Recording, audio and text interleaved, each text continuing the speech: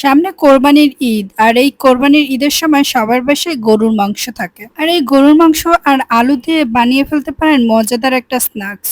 বাইরে আলুর একটা স্মোকি ফ্লেভার আর ভেতরে জুসি কিমা। আর এই রেসিপিটা আপনি ট্রাই না করলে মিস করে যাবেন। প্রথমে আমি এখানে হাড় ছাড়া 400 গ্রাম গরুর মাংসের কিমা বানিয়ে নিব। আমি কিমাটা ছুরি দিয়ে বানাচ্ছি, তবে আপনারা চাইলে মাংসটা ব্লেন্ড করেও নিতে পারেন। কিমাটা রেডি হয়ে গেলে আমি 6টা আলু সিদ্ধ করে নিব খোসা ছাড়িয়ে। আলুটা আমি 50%-এর মতো সিদ্ধ করব, বেশি সিদ্ধ করা যাবে না, তাহলে আবার ভেঙে যাবে।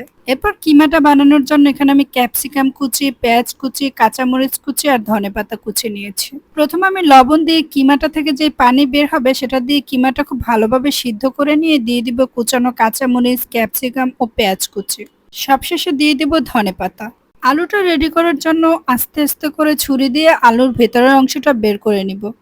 আলু রেডি হয়ে গেলে একটা কড়াইয়ে সামান্য মরিচের গুঁড়ো দিয়ে একটু পোড়া পোড়া করে নিব, যাতে একটু স্মোকি ফ্লেভার আসে। বেশ, রেডি হয়ে গেল মজার এই স্ন্যাক্স।